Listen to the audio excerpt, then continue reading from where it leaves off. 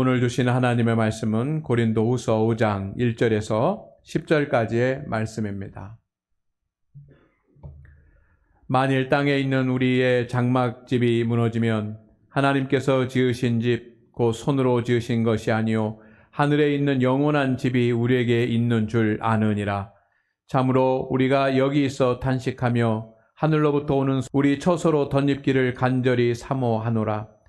이렇게 이 부분 우리가 벗은 자들로 발견되지 않으려 함이라. 참으로 이 장막에 있는 우리가 짐진 것 같이 탄식하는 것은 벗고자 함이 아니요 오히려 덧입고자 함이니 죽을 것이 생명에 삼킨 바 되게 하려 함이라. 곧 이것을 우리에게 이루게 하시고 보증으로 성령을 우리에게 주신 이는 하나님이시니라. 그러므로 우리가 항상 담대하여 몸으로 있을 때에는 주와 따로 있는 줄을 아노니 이는 우리가 믿음으로 행하고 보는 것으로 행하지 아니함이로라. 우리가 담대하여 원하는 바는 차라리 몸을 떠나 주와 함께 있는 그것이라. 그런즉 우리는 몸으로 있든지 떠나든지 주를 기쁘시게 하는 자가 되기를 힘쓰노라. 이는 우리가 다 반드시 그리스도의 심판대 앞에 나타나게 되어 각각 선악간에 그 몸으로 행한 것을 따라 받으려 함이라. 아멘. 지난 10주 동안 우리는 우리의 신앙생활에 꼭 필요하다고 생각되는 그런 신앙의 주제들을 살펴보았습니다. 오늘 마지막 10번째 시간이 됩니다.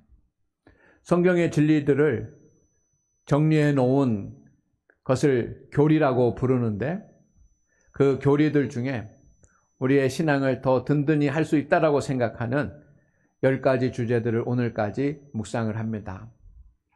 여러분이 이제 지났지만 주보를 참조하시거나 또 유튜브를 참조하시거나 하시면서 우리의 믿음이 더 견고해질 수 있도록 우리가 반드시 생각하고 잊지 말아야지만 되는 그런 신앙의 덕목들을 기억할 수 있기를 주의 이름으로 부탁을 드립니다. 오늘은 마지막 시간이고 마지막 심판이라고 하는 그런 주제를 가지고 함께 말씀을 나누겠습니다. 이 세상은 시작될 때가 있었습니다. 그리고 당연히 끝나는 때가 있습니다. 이것은 신학자들만의 이야기도 아니고 과학자들의 말도 그렇습니다.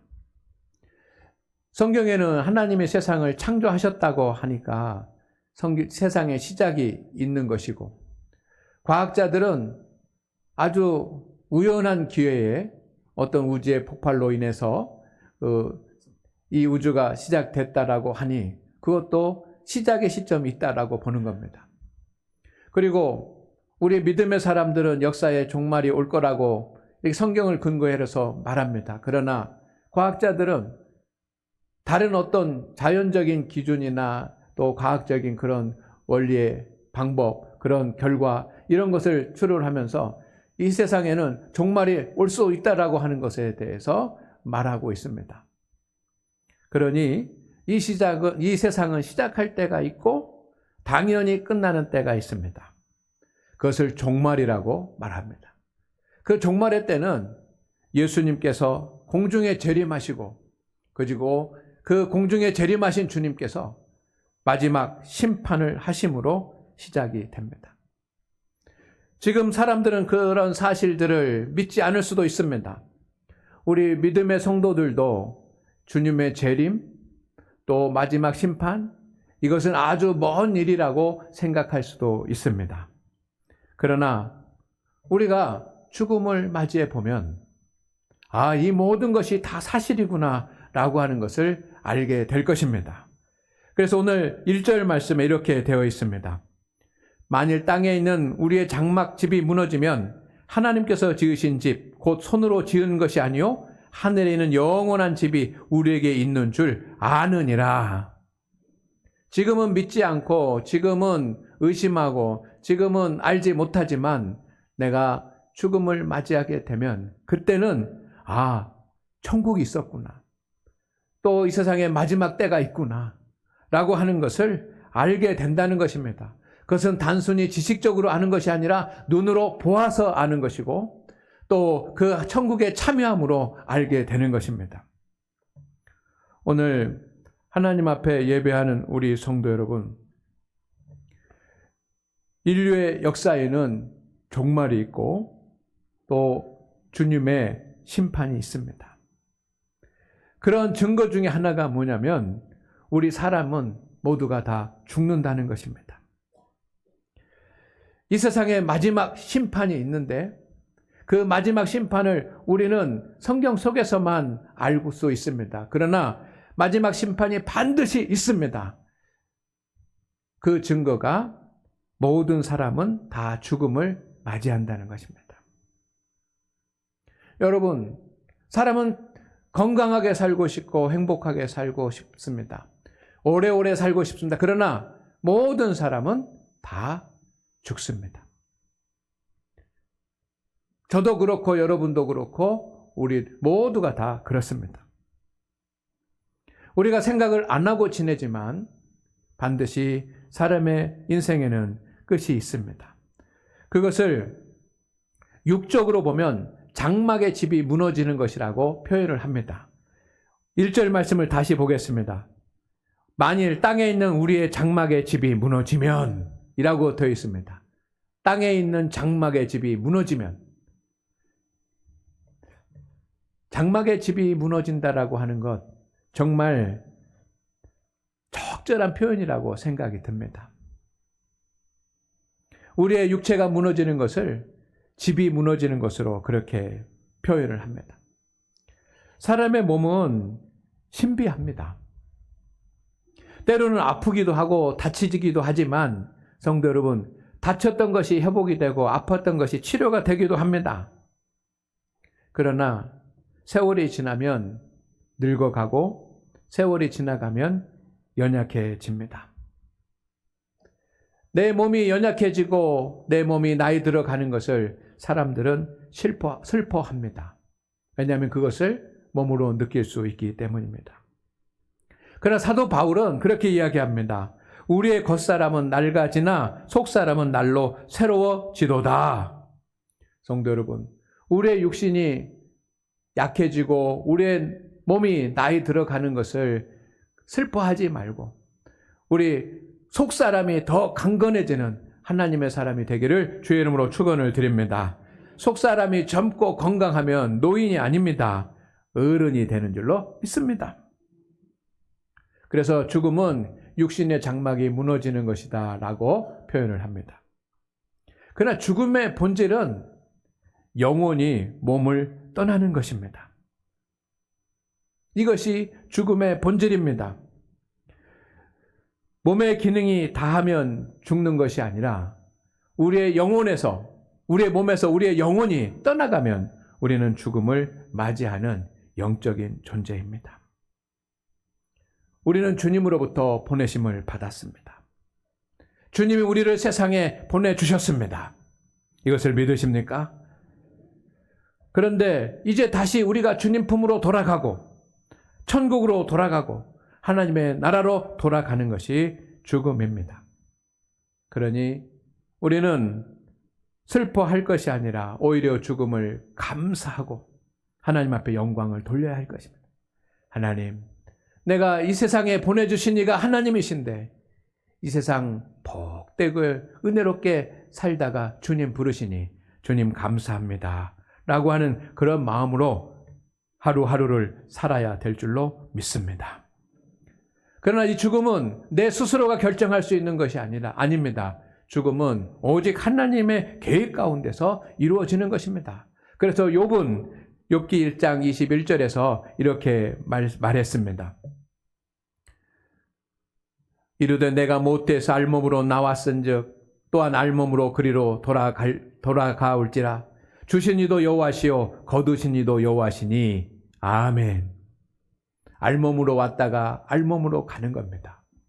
우리를 이 땅에 보내주신 이도 하나님이시요 우리를 거두어 가시는 분도 우리를 돌아오게 하시는 분도 하나님이신 줄로 믿습니다. 하나님의 계획 가운데 우리의 인생의 생명이 유지가 되고 하나님 품에 돌아갑니다. 그런데 어떤 사람은 주님의 품으로 돌아가지만 어떤 사람은 주님의 품이 아닌 다른 곳으로 돌아갑니다. 오늘 저와 여러분은 오늘 하나님께서 우리를 부르신다고 하더라도 주님 품으로 돌아갈 수 있는 줄로 믿습니다. 이것이 믿음입니다. 어떤 분들은 죽음의 순간이 고통스럽지 않을까, 두렵지 않을까라고 불안해하시는 분도 계십니다. 그러나 우리의 영혼이 육체에서 분리되는 것은 순간적인 것이고, 우리의 몸에서 우리의 영이 분리가 되면 주님께서 천국으로 끌어올리십니다. 그래서 데살로니가전서 4장 17절 말씀 가운데 그 후에 우리 살아남은 자들도 그들과 함께 구름 속으로 끌어올려라고 되어 있습니다. 이 끌어올린다라고 하는 것은 순간적인 이동을 말하는 것입니다. 우리의 몸이, 우리의 영이 우리의 몸에서 분리되는 그런 순간 우리의 영은 천국으로 끌어올려질 줄로 믿습니다. 그러나 반대로 주님을 알지 못하고 주님을 믿지 않았던 그런 사람들은 그의 영혼이 지옥으로 던져집니다. 요한계시록 20장 15절 말씀에 누구든지 생명책에 기록되지 못한 자는 불못에 던져지더라 라고 되어 있습니다. 누구든지 세계적인 경제왕이든지 세계적인 학자든지 세계적인 대통령이든지 누구이든지 간에 예수님을 알지 못해서 생명책에 기록이 되지 못하면 불못에 던져지더라. 그 던져지는 것도 거부할 수 없는 그런 강력한 힘에 의해서 지옥으로 끌려 들어가는 것입니다. 그렇게 우리가 죽음을 맞이하면 어떤 영혼은 천국에, 어떤 영혼은 지옥에 거하게 됩니다. 그리고 마지막 주님의 심판 때까지 기다립니다. 심판 때까지 기다리면서 천국과 지옥에서 지냅니다. 이제 주님이 세상을 심판하실 주님의 마지막 종말의 때가 되면 주님께서 공중에 임하십니다. 그때 천국에 있는 성도들도, 이 땅에서 살아가고 있는 성도들도, 지옥에 있던 사람들도, 그리고 이 세상을 악하게 다스렸던 사탄의 세력들도 다 주님 앞에 나와서 심판을 받습니다. 이때 믿지 않는 사람들은 지옥으로 던져져서 영원히 고통을 받게 됩니다. 그러나 우리 믿음의 성도들은, 주님을 영접하고 주님의 뜻대로 살아간 우리 믿음의 성도들은 마지막 때에 그 믿음에 따라서 구원과 상급을 받습니다. 할렐루야. 자신이 죄인임을 알고 회개해야 합니다.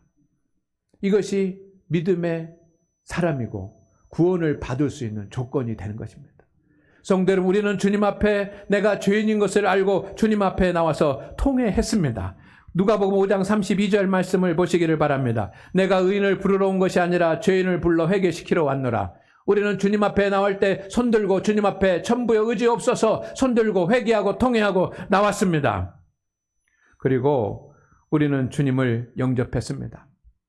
로마서 10장 9절 말씀해 보니까 만일 내 입으로 예수를 주로 시인하며 내 하나님께서 그를 죽은 자 가운데서 살리신 것을 내 마음에 믿으면 구원을 받으리라. 우리는 믿고 시인했습니다. 주님을 영접한 줄로 믿습니다.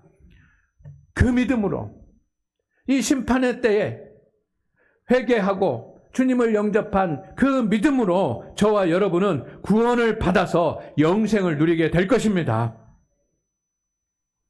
우리는 구원받은 자입니다. 이것을 믿으십니까? 구원받은 사람에게는 하나님께서 은혜를 주십니다.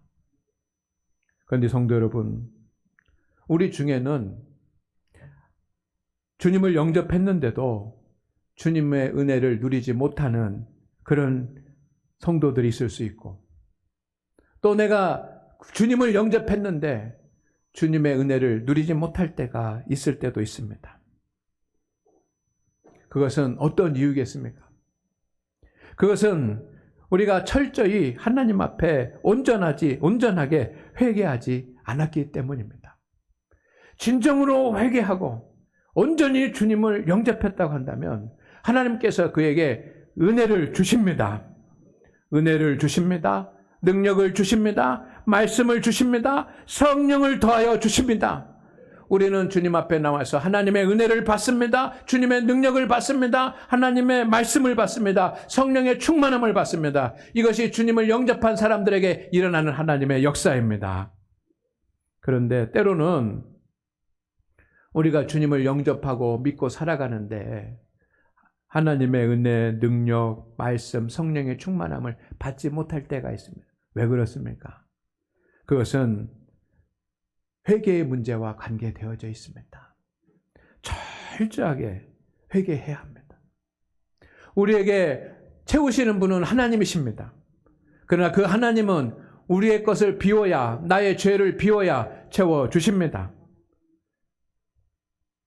하나님은 채우시는 일을 하시지만 우리는 비우는 일을 합니다. 때로 우리는 내가 비우지는 않고 하나님께 채워달라고 간구만 하고 있을 때도 있습니다. 그러니 은혜나 또 말씀이나 하나님의 능력이나 주님의 성령을 우리가 받기가 어려운 겁니다. 오늘 하나님 앞에 예배한 우리 성도 여러분, 주님을 영접했다면 철저한 회개로 주님 앞에 설 수 있기를 주의 이름으로 축원을 드립니다. 그런데 주님이 우리를 구원하신 목적은 단순히 천국에서 살게 하기 위해서만 구원하신 것이 아닙니다.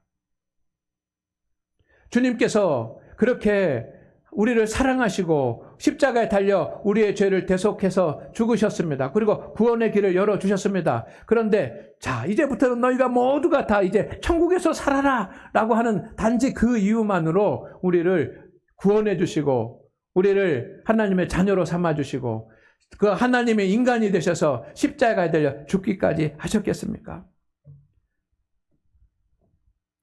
우리를 구원하셔서 주님의 자녀로 삼으시고 주님의 일을 맡겨 행하기 위해서 우리를 구원하여 주신 줄로 믿습니다.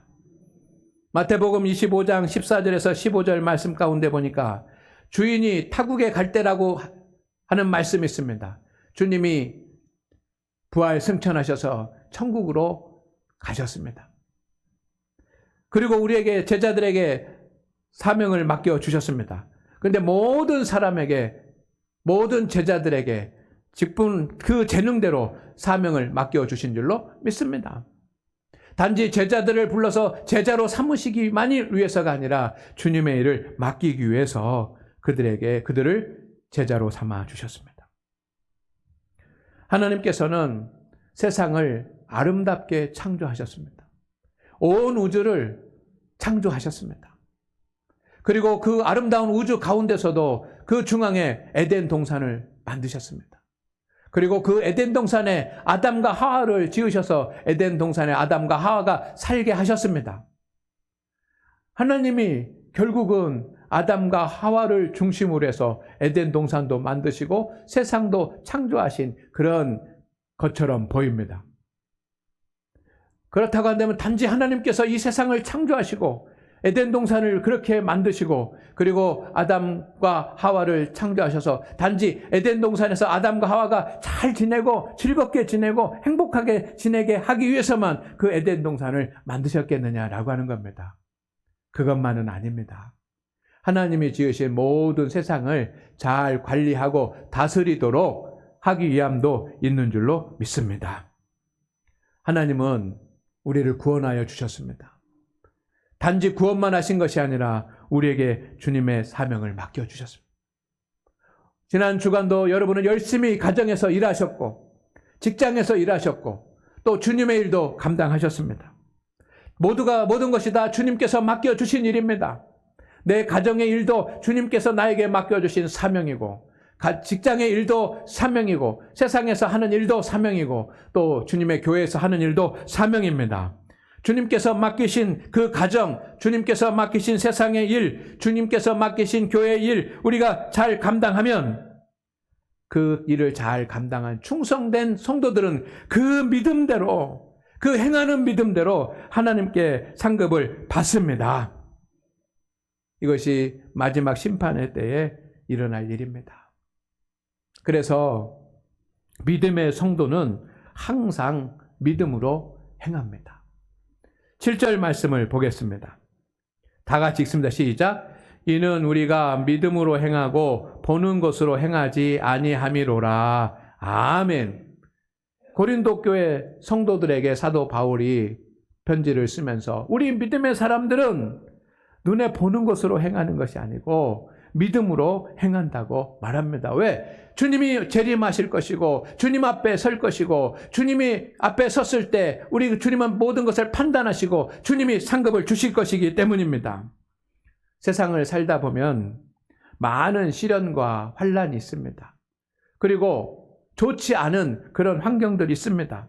때로는 평안했지만 갑자기 인생의 태풍이 불어오기도 합니다. 계획대로 일이 되지 않을 때도 있습니다. 그러나 하나님의 백성들은 눈에 보이는 것에 묶이지 않습니다.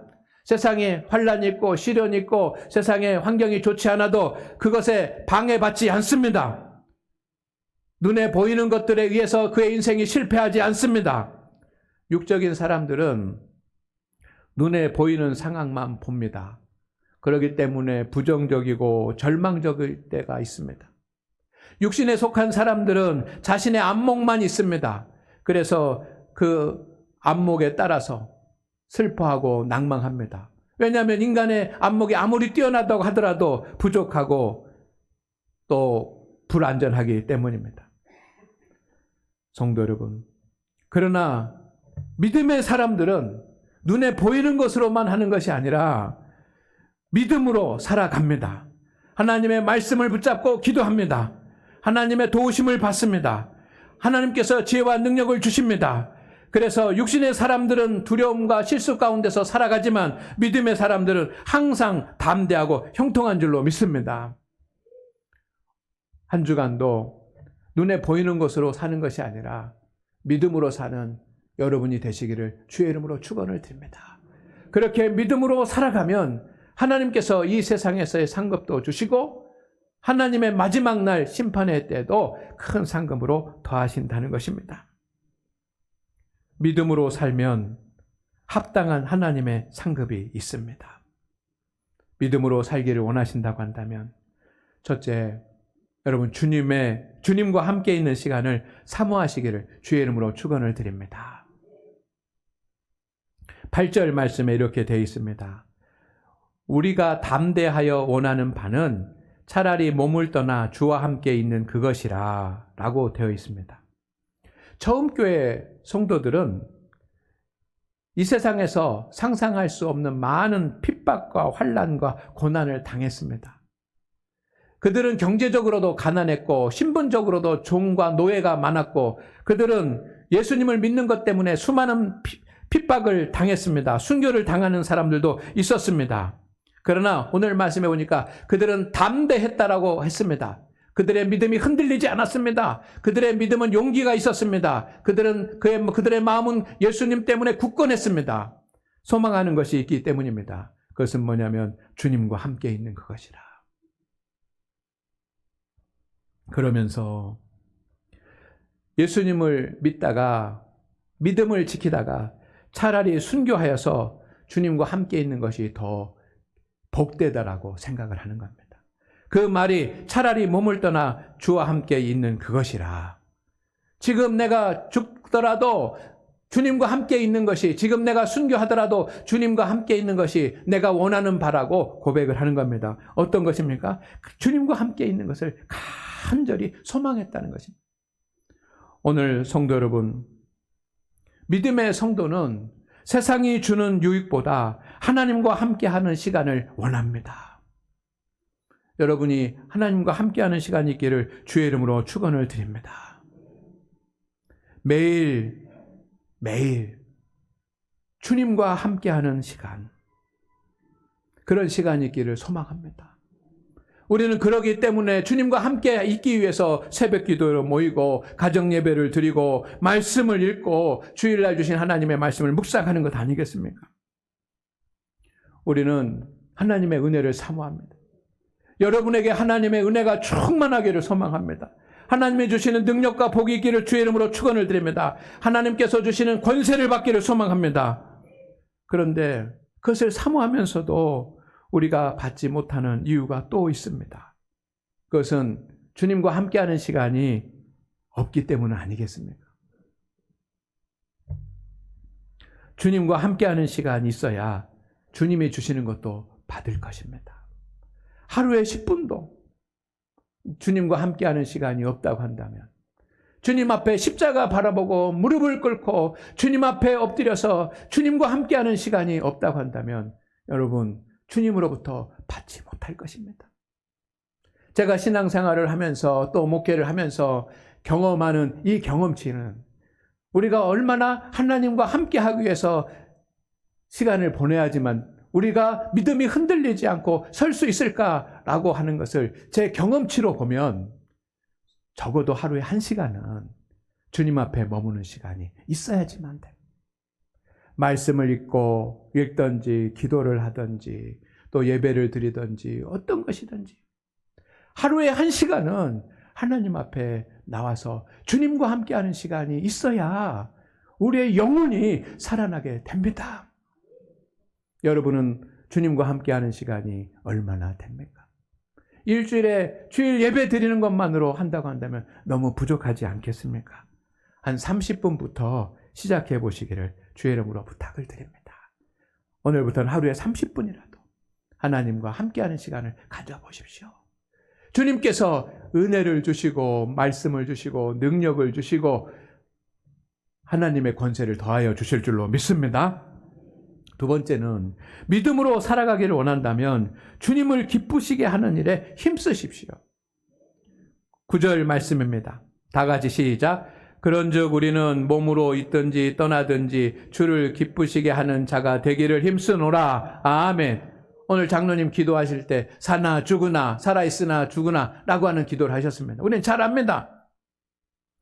우리가 몸으로 있든지 떠나든지 살았든지 죽었든지 인생의 목표는, 내가 살았어도 인생의 목표는 주를 기쁘게 하는 것이요, 내가 하나님 품에 안겼어도 인생의 목표는 주를 기쁘시게 하는 것입니다.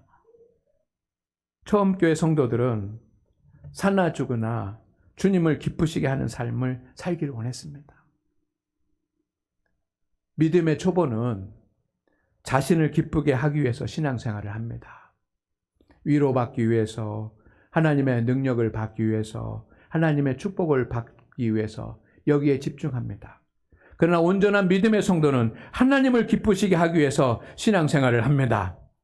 하나님을 온전히 예배하고 찬송하고 경배하고 말씀과 기도로 하나님 앞에 엎드리고 주님께서 주신 직분과 사명을 헌신하면서 감당하면서 최선을 다합니다. 하나님께서 기뻐하시는 일을 합니다. 하나님의 상급을 받는 사람들이 누구입니까? 하나님이 기뻐하시는 일을 하는 사람들입니다. 하나님은 그들에게 위로도 주시고 능력도 주시고 축복도 주십니다. 여러분, 하나님을 기쁘시게 하기를 원한다면 먼저 내가 하는 일들이 하나님을 기쁘게 하시는지 분별하십시오. 지금 내가 가지고 있는 이 감정, 하나님이 기뻐하실까? 지금 내가 하고 있는 생각, 하나님이 기뻐하실까? 지금 내가 하는 말, 하나님이 기뻐하실까? 지금 내가 하는 행동들이 하나님께서 기뻐하실지 분별하시기를 바랍니다. 이것을 먼저 분별할 때 하나님께서 기뻐하시는 일을 할 수 있는 겁니다. 하나님을 기쁘시게 하는 자, 하나님을 기쁘게 하시는 일을 하는 성도들은 하나님께서 상급을 주시지 않겠습니까? 하나님은 우리를 또한 기쁘게 하실 줄로 믿습니다. 마지막으로 하나님은 행함에 대한 상급을 주십니다. 처음 교회 성도들은 현재보다 마지막 심판 때에 받을 하나님의 상급을 사모했습니다. 사도 바울도 그렇지 않았습니까? 나의 달려갈 길을 마치려 하는데 이제는 내게 예비된 하나님의 상급, 하나님의 면류관이 있다라고 내가 그것을 받으러 간다고 고백하지 않습니다. 그들은 주님 앞에 설 것을 기대를 했습니다. 그러면서 하나님의 상급을 받기를 원했습니다. 왜냐하면 이 세상에서 받는 상급보다 하나님께서 주시는 마지막 때에 주시는 상급이 더 크고 영원하기 때문입니다. 하나님은 주님을 믿을 때 우리에게 구원을 주시고 믿음으로 행할 때 복을 주십니다. 성도 여러분, 우리가 힘써 행해야 될 것이 있습니다. 오늘 말씀에 이 세 가지를 꼭 기억할 수 있기를 주의 이름으로 축원을 드립니다. 첫째는 뭐냐면 기도를 멈추지 않는 겁니다. 기도를 멈추지 마십시오. 하나님은 기도하는 자를 찾으십니다. 기도의 행위에는 하나님의 상급이 반드시 있습니다. 하나님은 반드시 기도에 대한 상급을 주십니다. 기도를 통해서 우리는 하나님과 깊은 관계가 유지가 됩니다. 믿음이 흔들리지 않습니다. 그리고 기도를 통해서 하나님은 기적을 베풀어 주십니다. 그러니 우리가 행하게 될 것이 많이 있지만 성도 여러분, 기도를 멈추지 않기를 주의 이름으로 축원을 드립니다. 기도를 시작하시기를 바랍니다. 그리고 멈추지 마십시오. 하나님의 상급이 있습니다. 두 번째는 깨달은 말씀에 순종하는 것입니다. 하나님의 말씀을 깨달을 때 기적이 일어나지 않습니다. 말씀을 지켜 행할 때 기적이 일어납니다. 주일 예배를 드린다고 우리가 하나님의 말씀에 순종하는 것은 아닙니다. 주일 예배를 드린다고 모든 것이 다 이루어지는 것은 아닙니다. 하나님의 말씀에 순종할 때 열매가 나타납니다. 순종이 제사보다 낫다고 주님이 말씀하셨습니다. 지난 여름 우리는 시간들을 보냈습니다. 지난 여름 동안 하나님께서 여러분에게 주신 말씀은 무엇입니까? 여러분이 깨달은 말씀은 무엇이 있습니까? 그 말씀에 순종하였습니까? 우리가 하나님의 말씀을 깨닫고 그 말씀을 작은 것이라도 지켜 행한다면 거기에 하나님의 역사가 일어날 줄로 믿습니다. 첫째는 기도를 멈추지 마십시오. 두 번째는 깨달은 말씀에 순종하십시오. 마지막 세 번째는 용서하고 사랑하는 것입니다. 주님이 이 땅에 오신 이유는 우리를 사랑하시기 때문이었고, 주님이 이 땅에 오셔서 하신 일은 우리를 용서하시는 일이었습니다. 우리는 계속해서 끊임없이 주님이 하신 이 일을 행해야지만 됩니다. 여러분이 먼저 용서하시기를 바랍니다. 더 많이 사랑하시기를 바랍니다. 그러면 하나님의 사랑도 더 커질 줄로 믿습니다. 하나님께서 우리의 모든 믿음의 행위들을 다 받으실 줄로 믿습니다. 하나님의 상급이 있을 것입니다. 오늘 하나님 앞에 예배한 우리 성도 여러분, 성도의 삶은 하나님 앞에 섰을 때 마지막 심판의 때를 대비하는 삶입니다. 그때 주님의 구원만이 아니라 주님의 상급을 받는 저와 여러분이 되기를 주의 이름으로 축원을 드립니다. 그것을 위해서 믿음의 경주를 다하기를 소망합니다. 하나님 아버지, 인생의 마지막 때가 있습니다. 주님이 우리를 부르시는 그때까지, 이 세상의 마지막 때가 될 때까지 우리 사랑하는 장안교회 성도들, 눈에 보이는 것으로가 아니라 믿음으로 살게 하여 주시옵소서. 하나님을 기쁘시게 하는 삶을 살 수 있게 하여 주시옵시고, 그에 합당한 상급들을 우리 성도들에게 허락하여 주옵소서. 예수님의 이름으로 기도드립니다. 아멘.